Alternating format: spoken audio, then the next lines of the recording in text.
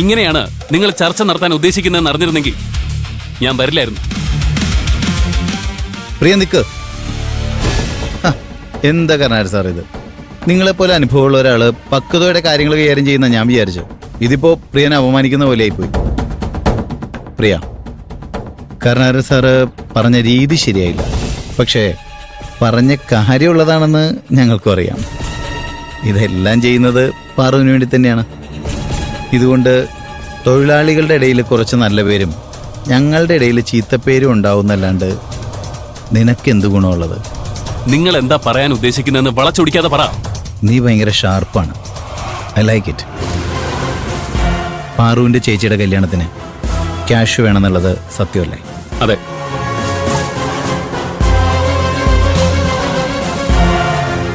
ഇത് അവൾക്ക് 5 വർഷം കൊണ്ട് കൊടുക്കേണ്ട എഗ്രിമെന്റ് ആണ്.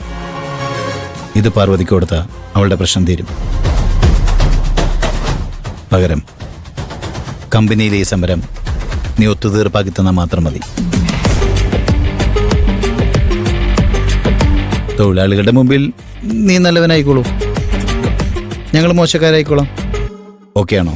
സാറ് നല്ല ബിസിനസ്സുകാരനാണെന്ന് എനിക്കറിയാം. അതുകൊണ്ട് വില പേശി നല്ല ശീലം കാണും.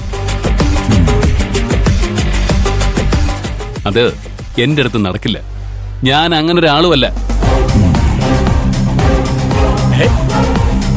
നിങ്ങളോടൊക്കെ സംസാരിച്ചിട്ട് ഒരു കാര്യമില്ലെന്ന് എനിക്ക് മനസ്സിലായി. ഞാൻ PKR സാറിനോട് സംസാരിച്ചോളാം. ഏയ്, അങ്ങനെ ദേഷ്യപ്പെട്ട് പോവില്ലേ പ്രിയ, നമുക്ക് സംസാരിക്കാം. സാറെന്തിനാ ഇവരോട് ഇങ്ങനെ കെഞ്ചുന്നത്? ഇവനത്ര നല്ലവനൊന്നല്ല. എടാ പ്രിയ, കാശ് നിനക്ക് വലിയ പ്രശ്നമല്ലെങ്കിൽ പിന്നെ നീ എന്തിനാ അവിടെ ജോലി ചെയ്യണേ? കൈലാസ് സാറ് നിന്നെ നാണം കെടുത്തി വിട്ടതിന് ശേഷവും ഇങ്ങോട്ട് വലിഞ്ഞേറി വരാൻ നിനക്ക് നാണല്ലേ? അത് ഞാനും കൈലാഷ് സാറും തമ്മിലുള്ള വ്യക്തിപരമായ പ്രശ്നമാണ്. അതിനെക്കുറിച്ച് സംസാരിക്കാനല്ല ഞാൻ ഇങ്ങോട്ടേക്ക് വന്നത്. മൊത്തം കമ്പനിയെ ബാധിക്കുന്ന വിഷയം എങ്ങനെയാടാ നിന്റെ വ്യക്തിപരമായ വിഷയമാണ്? നിന്റെയും പാറുവിന്റെ ഒക്കെ ഉദ്ദേശം എന്താണെന്ന് എനിക്ക് നന്നായിട്ട് അറിയാം. കൈലാസ് സാറ് നല്ല പുളിങ്കൊമ്പാണെന്നും അദ്ദേഹത്തെ മയക്കിയ നല്ല കാശ് ഊറ്റാന്നും നീയല്ലടാ പാറുവിന് ഐഡിയ പറഞ്ഞു കൊടുത്തേ. കൈലാസ് സാറ് കല്യാണം ആലോചിച്ച് ചെല്ലുമ്പോ നിന്നെയാണ് ഇഷ്ടം എന്ന് പറഞ്ഞാൽ പ്രശ്നം തീർന്നല്ലോ. കൈലാസ് സാറ് നാണക്കേട് കൊണ്ട് കാശ് തിരിച്ചു ചോദിക്കുകയില്ല. പെട്ടുപോന്ന് തോന്നിയപ്പോ നീ തന്നെ എല്ലാ തെറ്റുമേറ്റു പറഞ്ഞു നല്ലവനാവാൻ ശ്രമിച്ചു.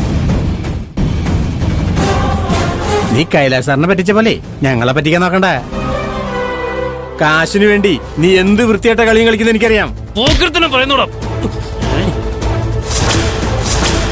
നീ എന്റെ ദേഹത്ത് കൈ വെച്ചു അല്ലടാ.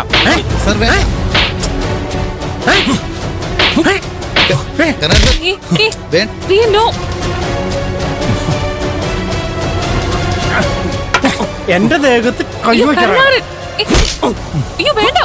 കരുണാകരന്റെ ദേഹത്താ നിനക്കൊടുറയാൻ ഈ കരുണാകരന്റെ മേത്ത് കൈ വെക്കാൻ നോക്കണം.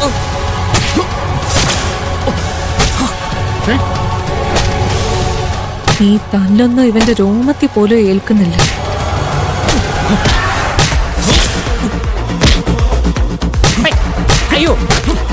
കൈലാഷിനെ വിളിക്കാൻ പറ്റിയ ടൈം.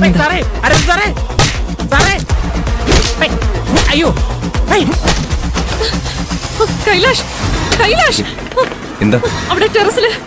മുക്ത, കാം ഡൗൺ. എന്താ പ്രശ്നം? ചർച്ച ചെയ്യാൻ പോയ കരുണാകരനെ പ്രിയൻ തല്ലി ചതയ്ക്കാം. കരുണാകരനെ പ്രിയൻ തല്ലി കൊല്ലുമെന്നാ തോന്നുന്നത്. Kailash, please come fast.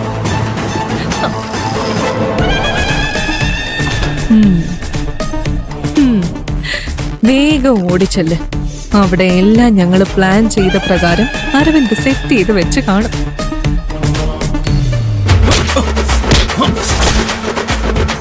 അയ്യോ അയ്യോ സാറേ, അരവിന്ദ് സാറേ, സാറേ, അരവിന്ദ് സാറേ, ഇവരെ പിടിച്ചു വരും സാറേ. അയ്യോ എന്റെ മൂത്തുക്ക് സാറേ, അരവിന്ദ് സാറേ, സാറേ എന്റെ മൂത്ത്. അയ്യോ അയ്യോ സാറേ, സാറേ എന്റെ മൂത്ത്. അയ്യോ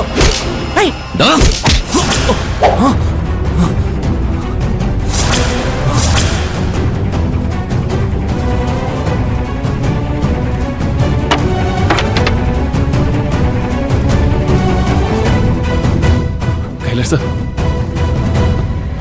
സാറേ ഞങ്ങൾ ഇവനെ അനുനയ ചർച്ചയ്ക്ക് വിളിച്ചതാ. 1,00,000 രൂപ എന്നാ സമരം ഒതുക്കി തീർക്കാന്ന് ഇവൻ പറഞ്ഞു. അതിന് ഞാൻ സമ്മതിക്കാതിന് ഇവനെ കൊല്ലാൻ നോക്കി സാറേ. ഇത് കണ്ടോ സാറേ? സാർ, ഇയാള് നുണ പറയാ. ഇയാൾ എന്തൊക്കെ വൃത്തിയേടാ പറഞ്ഞെന്ന് സാറിനറിയോ? നിന്റെ അഭിനയം നിർത്തറ. സത്യം പറയുന്നത് ആരാ, അത് പറയാത്തത് ആരാന്നൊക്കെ എനിക്ക് നന്നായിട്ട് അറിയാം. ചതിയ. കൈലാഷ് സാർ, എന്റെ പേര് വിളിക്കാനുള്ള യോഗ്യത പോലും നിനക്കില്ല.